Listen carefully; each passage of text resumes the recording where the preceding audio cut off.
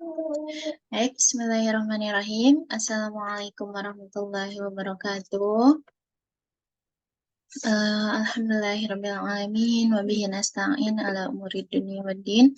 Wassalatu wassalamu ala asrafil anbiya'i wal mursalin. Wa ala alihi wa ashabihi ajma'in. Asyhadu an la ilaha illallah. Wa asyhadu anna muhammadan abduhu wa rasuluh. Amma ba'd. Alhamdulillah yang saya hormati Umi Sarah Wulan SAG MPD selaku pengasuh Rumah Quran Al-Hafiz. Semoga yang saat ini beliau sedang kurang sehat ya. Semoga beliau segera Allah sehatkan kembali. Allah berikan kemudahan segala urusannya ya. Allah berkahkan, Allah anugerahkan anak-anak yang soleh. Insya Allah. Baik, bunda-bunda juga yang sudah bergabung pada kajian pagi ini, semoga semuanya dalam keadaan sehat selalu. Ya, begitu pula untuk teman-teman kita mungkin yang saat ini belum bisa bergabung, mungkin ada yang sakit atau ada urusan yang tidak bisa ditinggalkan, semoga disehatkan kembali dan Allah mudahkan urusan-urusannya. Begitu pula ya untuk saudara-saudara kita yang ada di Palestina. Semoga doa-doa kita tidak terlepas ya untuk mereka. Mungkin tenaga kita saat ini belum bisa sampai ke sana, ataupun harta kita belum bisa sampai ke sana, minimal doa-doa kita insya Allah sampai ke sana ya. Baik, Alhamdulillah puji berserta syukur marilah kita sama-sama panjatkan kehadirat Allah Subhanahu wa Ta'ala. Alhamdulillah pagi ini kita bisa bersama-sama kembali, bermuajah kembali di agenda rutin kajian pagi Sabtu pagi, setiap Sabtu pagi. Alhamdulillah Allah masih memberikan kesehatan kepada kita semua, Allah masih memberikan waktu luang, dan yang terpenting Allah masih menggerakkan hati-hati kita untuk mengisi waktu-waktu kita dengan kebaikan insya Allah. Salawat beserta salam semoga tetap terlimpah curahkan kepada Habibana wa Nabiyana Muhammad Sallallahu Alaihi Wasallam. Tak lupa kepada keluarganya, para sahabat-sahabatnya, para tabi'innya, insya Allah sampai kepada kita semua selaku umatnya yang senantiasa selalu berusaha mengikuti ajaran beserta jasa karunia-Nya.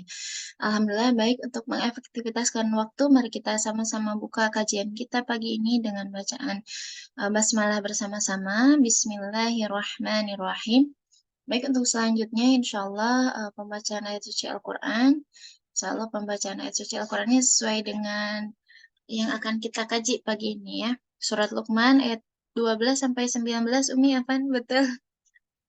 Baik, insya Allah Kak Indah Rahma sudah ada di tempat.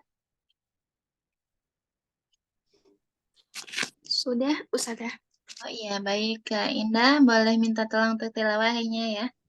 Baik, insya Allah untuk tilawahnya surat Luqman ayat 12 sampai 19 yang akan disampaikan oleh Kak Indah Rahma. Waktu dan tempat saya persilakan. Dapat Kak Indah.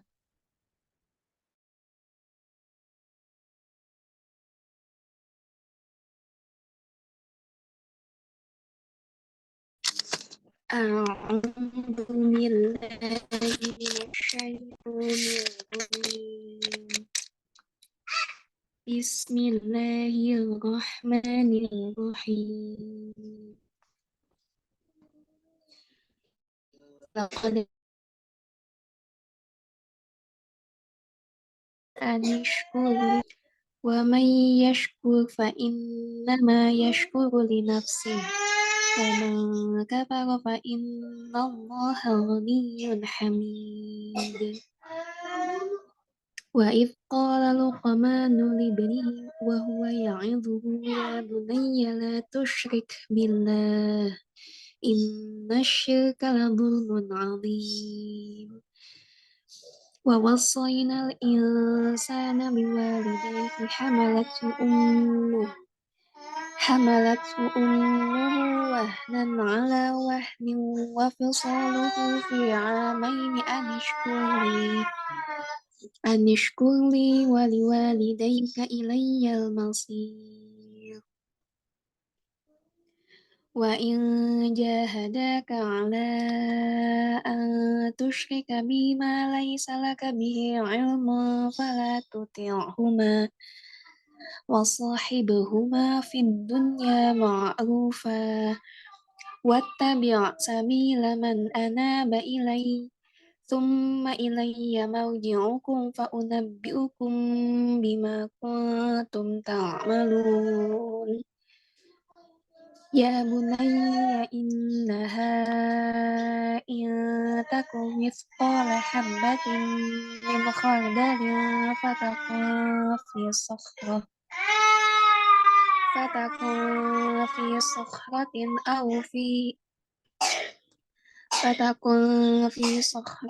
أو في السماوات أو في الأرض يأت بها الله إن الله لطيف خبير يا بني أقم الصلاة وأمر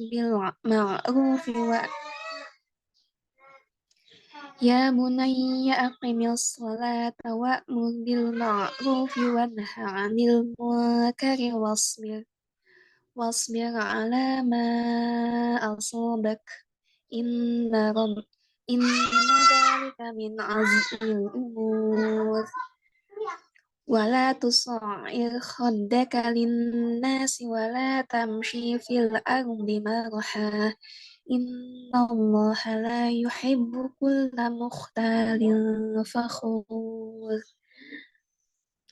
وقصد في مشيك واغضض من صوتك إن أنكر الأصوات لصوت الحمير صدق الله العظيم. Baik, Alhamdulillah, jazakumullah khairan katsir kepada Kak Indah Rahma yang telah menyampaikan tilawahnya. Semoga dengan dibacakan ayat suci Al-Quran menambah keberkahan agenda kita pagi ini. Baik, Alhamdulillah, untuk selanjutnya yaitu acara inti, acara yang kita tunggu bersama-sama yaitu Tadabbur Al-Quran Surat Luqman ayat 12 sampai 19 yang insya Allah akan langsung disampaikan oleh Umi Sarah SAG MPD selaku pengasuh Rumah Quran Al-Hafiz. Kepada beliau waktu dan tempat dengan hormat kami persilakan. Bismillahirrahmanirrahim. Assalamualaikum warahmatullahi wabarakatuh.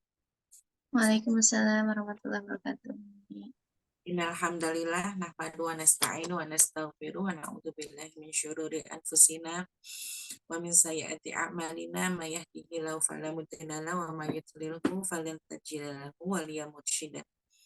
Asyhadu an la ilaha illallah wahdahu la syarika lah wa asyhadu anna Muhammadan abduhu wa rasuluhu la nabiyya ba'd. Alhamdulillah, ya akhwati fillah rahimakumullah.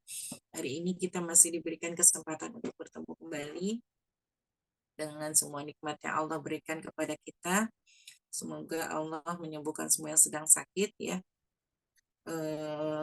membahagiakan yang sedang sedih, ya, memberikan solusi bagi yang sedang memiliki masalah, melapangkan rezeki yang sedang sempit, ya, mengangkat segala kesulitan, kesedihan, ya, dan kesusahan dari kita semuanya. Amin ya Allah ya Rabbal Alamin. Baik, alhamdulillah, syukran jazakallah khair sudah membacakan tilawah surat Luqman surat ke-31 ayat 12 sampai 19 ya. Ini juga bukan kali pertama kita mengkaji ayat ini. Sudah beberapa kali ya, sepertinya kita kaji ayat ini di kajian Tadabbur Al-Quran RQ Al-Hafiz ya. Semoga bisa menambah terus ya keimanan kita. Kalau kita lupa bisa ingat lagi, kalau kita masih kurang bisa bertambah lagi keimanan kita kepada Allah. Insya Allah tidak akan pernah bosan ya kita mengkaji Al-Quran, mengulang lagi, akan selalu ada pencerahan baru ya, karena Allah adalah nur, cahaya ya, yang menerangi kita semua ya. Semakin kita mendekati cahaya itu maka akan semakin terang gitu kan ya, seperti kita mendekati lampu kan semakin silau gitu kalau lampu ya, semakin terang gitu, semakin terang ya. Begitu juga ya ketika kita mendekati Allah, semakin kita baca, semakin kita kaji Al-Quran, maka akan semakin cerah ya, semakin banyak pencerahan. Oh iya ya gitu ya. Dan alhamdulillah ya, apalagi kita orang-orang beriman yang ketika dibacakan ayat-ayat Allah bertambah keimanan kita ya, pencerahan kita itu eh, harusnya lebih banyak gitu ya daripada orang-orang yang baru. Sekarang kita melihat betapa banyak orang-orang non muslim gitu kan ya, apalagi di era saat ini di mana terjadi penjajahan Israel ke Palestina yang sudah 74 tahun sebenarnya ya, 70 tahun lebih gitu kan. Penjajahan Israel ke Palestina ada baru saat ini gitu kan yang eh, sangat eh, apa dahsyat ya, karena mereka ingin menghabisi rakyat Palestina ya, genosida ya, mereka membunuh anak, wanita ya, semuanya, rumah sakit, sekolah ya, mereka semua dihancurkan oleh Israel. Dan itu ternyata membawa hidayah tersendiri bagi saudara-saudara kita yang non muslim gitu ya, mereka akhirnya jadi tertarik untuk mempelajari Islam gitu. Apalagi banyak sekali pengakuan-pengakuan misalnya dari tawanan-tawanan Israel yang ditawan oleh pasukan Mujahidin Hamas, kemudian juga orang-orang bagaimana orang-orang Kristen dan orang-orang Yahudi merasakan nikmatnya tinggal bersama orang-orang Muslim gitu ya. Kemudian juga mereka jadi mulai membuka Al-Quran. Mereka mulai membaca Al-Quran dan mereka sangat takjub ya dengan isi dari Al-Quran. Ya. Meskipun mungkin mereka belum beriman gitu ya. Tapi itu adalah suatu semoga menjadi jalan hidayah ya bagi mereka ya, bagi orang-orang yang mungkin selama ini tertutupi oleh informasi yang negatif gitu kan, oleh fitnah-fitnah tentang Islam gitu ya, sehingga mereka takut terhadap Islam, mereka tidak berani membuka Al-Quran gitu ya, padahal Al-Quran adalah nur ya, berisi surat cinta ya. Al-Quran itu adalah surat cinta Allah untuk kita manusia semuanya, bukan hanya untuk orang Islam saja, tapi Islam itu adalah rahmatan lil alamin ya kan, rahmat bagi seluruh alam semesta gitu ya, seperti itu. Baik, alhamdulillah. Surat Luqman ayat 12 sampai 19 ini mengajarkan atau berisi tentang nasihat Luqman kepada anaknya ya, yang bisa kita contoh untuk kita mendidik diri kita sebagai orang tua, mendidik diri kita sebagai anak ya, dan mendidik diri kita ya sebagai seorang hamba, seorang manusia yang berinteraksi terhadap manusia yang lain ya, bersosialisasi. Baik, bismillahirrahmanirrahim, saya baca artinya ya. Dan sungguh telah kami berikan hikmah kepada Luqman, yaitu bersyukurlah kepada Allah, dan barang siapa bersyukur kepada Allah, maka sesungguhnya dia bersyukur untuk dirinya sendiri, dan barang siapa tidak bersyukur, kufur, maka sesungguhnya Allah Maha Kaya, Maha Terpuji. Jadi di sini Allah menceritakan kepada Nabi Muhammad SAW dan kita semua ya, tentang seorang hamba yang soleh ya, bukan seorang rasul ya, tapi memiliki kesolehan dalam mendidik anak sehingga dapat dijadikan contoh suri tauladan ya, bagi kita semua, bagi Rasulullah dan bagi kita semua. Sungguh telah kami berikan hikmah kepada Luqman. Jadi Allah memberikan hikmah ya, kebijakan, ilmu ya, kepada nasihat ya kepada Luqman, yaitu bersyukurlah kepada Allah ya. Dan barang siapa bersyukur kepada Allah, maka sesungguhnya dia bersyukur untuk dirinya sendiri, dan barang siapa tidak bersyukur, maka sesungguhnya Allah Maha Kaya, Maha Terpuji. Insya Allah ya. Jadi ini adalah nasihat kepada Luqman yang pertama adalah bersyukur. Kembali lagi ya, bersyukur adalah sesuatu yang mudah sebenarnya, ya, mudah dan mendatangkan kebahagiaan, ya. Tapi terkadang kita lupa gitu ya. Makanya di sini Allah perintahkan bersyukurlah, ya. Kalau diperintahkan berarti wajib dong gitu ya, wajib bersyukur ya. Bersyukur kepada Allah, dan barang siapa bersyukur maka sesungguhnya dia bersyukur untuk dirinya sendiri gitu ya. Ketika kita bersyukur ya, maka itu keuntungannya untuk diri kita sendiri, bukan untuk Allah ya. Allah tetap maha kaya. Ketika seorang hamba bersyukur atau tidak, Allah tetap maha kaya, Allah tetap maha terpuji. Jadi ketika kita bersyukur, ya Allah terima kasih ya Allah atas semua nikmat yang Engkau berikan kepadaku. Terima kasih masih dikasih waktu sampai saat ini. Terima kasih dikasih orang tua ya, yang mau mendidik kita, yang mau memelihara kita dan sebagainya. Terima kasih ya Allah kita dikasih suami yang sudah berkeluarga ya. Terima kasih ya Allah kita dikasih anak yang sudah punya anak. Terus saja begitu. Ya, bersyukur, bersyukur, bersyukur. Ya. Sehingga ketika kita bersyukur, maka keuntungan itu untuk diri kita sendiri. Kita tuh jadi bahagia dan merasa cukup gitu. Ya Allah, betapa limpahan nikmat Allah kepada kita tuh luar biasa, banyak sekali. Ya, tidak terhitung gitu. Kalau kita dari kecil, kita coba deh, kita telusuri dari kecil, ya Allah, ya Alhamdulillah ya, betapa sering Allah menolong kita gitu kan. Betapa sering Allah tuh memberikan kepada kita tuh rezeki ya, di saat kita sempit ya, Allah datang, Allah kasih rezeki. Di saat kita berdoa, Allah terus saja begitu ya. Kalau kita mengingat-ingat dari masa kecil kita dulu sampai sekarang ya, dari kita ini tidak ada apa-apanya gitu ya, dari kita ini bukan siapa-siapa gitu ya, maka Allah berikan karunia yang banyak ya, dan yang utamanya adalah hidayah iman ya. Ketika Allah memberikan kepada kita hidayah, Allah memberikan iman ya kepada kita, itu adalah yang saat yang terindah gitu, dimana tidak semua orang dapat gitu.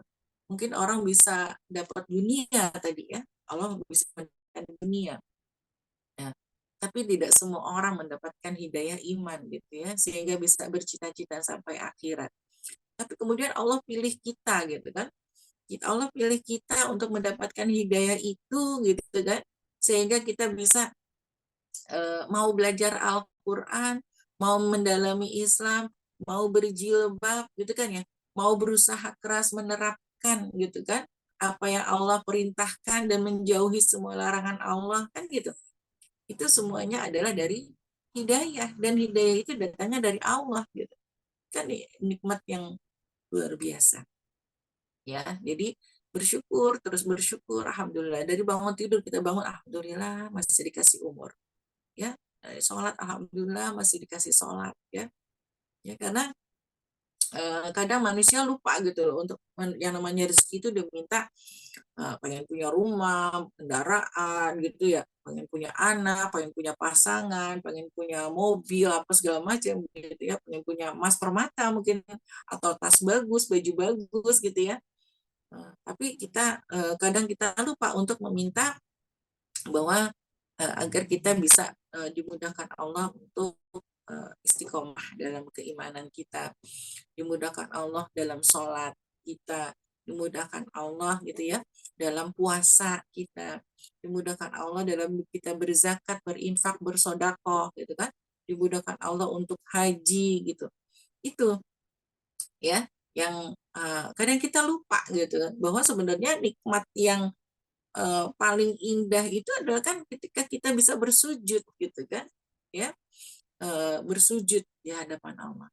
Gelar-gelar yang panjang ya, misalnya sarjana, master, doktor, profesor gitu ya, itu jadi nggak ada artinya kalau gelar yang utama sebagai Abdurrahman, Abdullah gitu ya, itu nggak dipunyai gitu. Kalau perempuan amatullah ya, hamba Allah ya.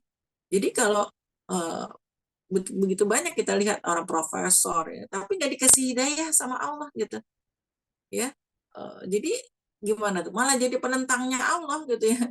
Udah ilmunya banyak gitu kesannya gitu ya, gelarnya panjang tapi nggak dikasih hidayah sama Allah, malahan mereka menjadi musuhnya Allah. Nauzubillah min dzalik. Ya. Maka pangkat, gelar, harta dan sebagainya itu ya akan lebih berharga ketika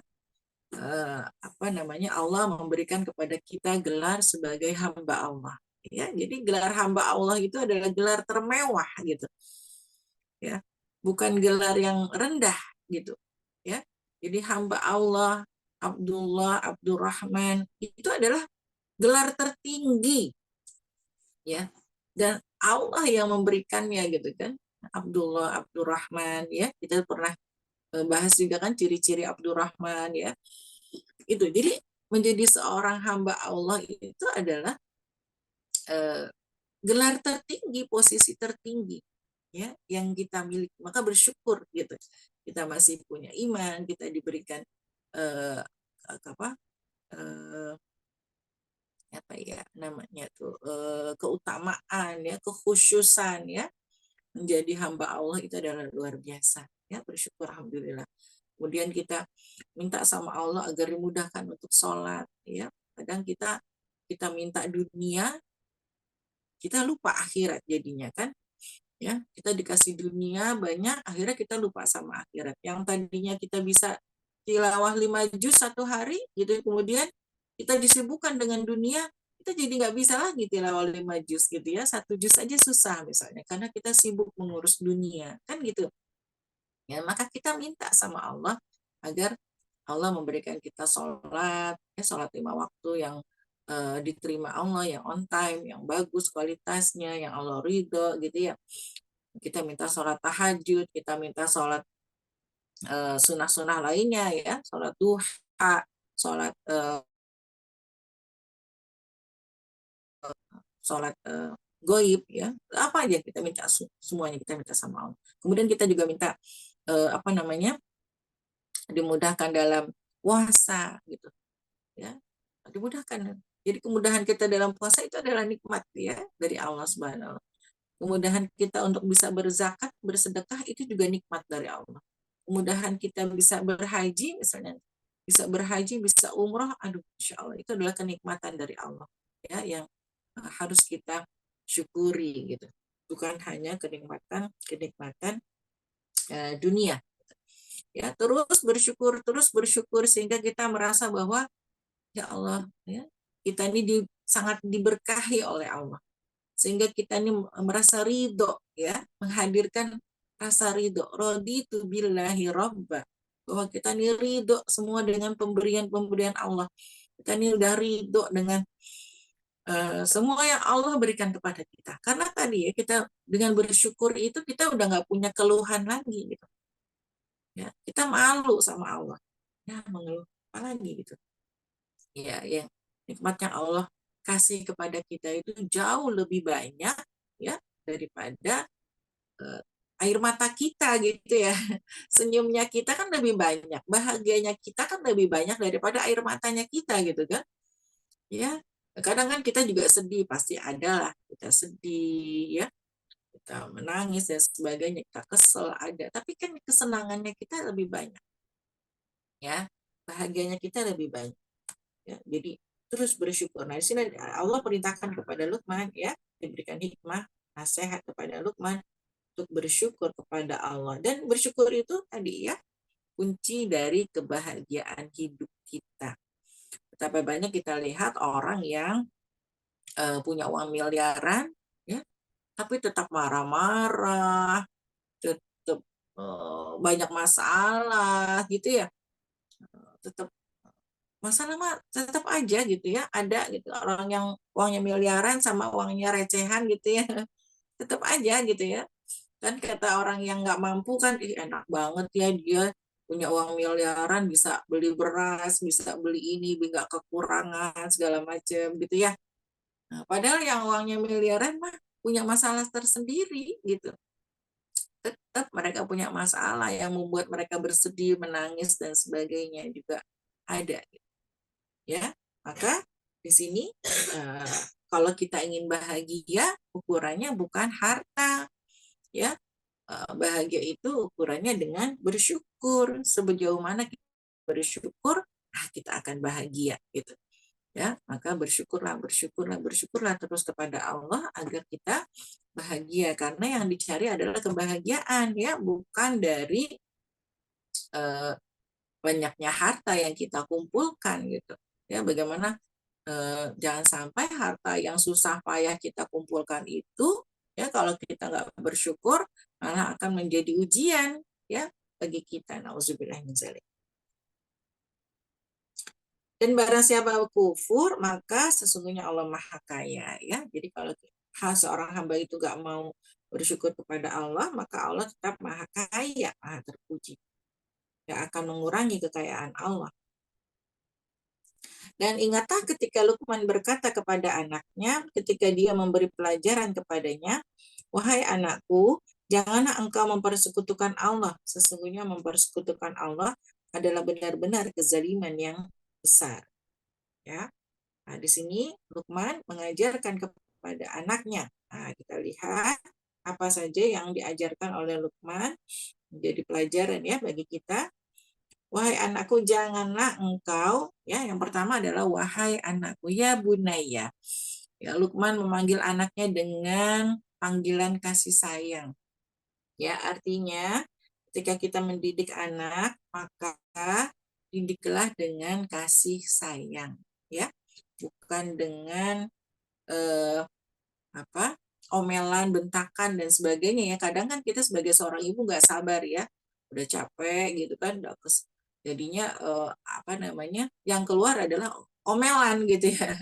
Omelan, ya, sebenarnya omelan kita maksudnya baik gitu kan, untuk kebaikan anak-anak kita, tapi karena mungkin kita lupa gitu, kita capek gitu kan, akhirnya yang keluar bentuknya adalah omelan gitu, ya. Jangan sampai dengan caci maki, ya, nauzubillah min dzalik, ya, karena di sini Luqman mencontohkan kepada kita, memanggil dengan panggilan kasih sayang, ya bunaya, wahai anakku, nak, gitu, ya.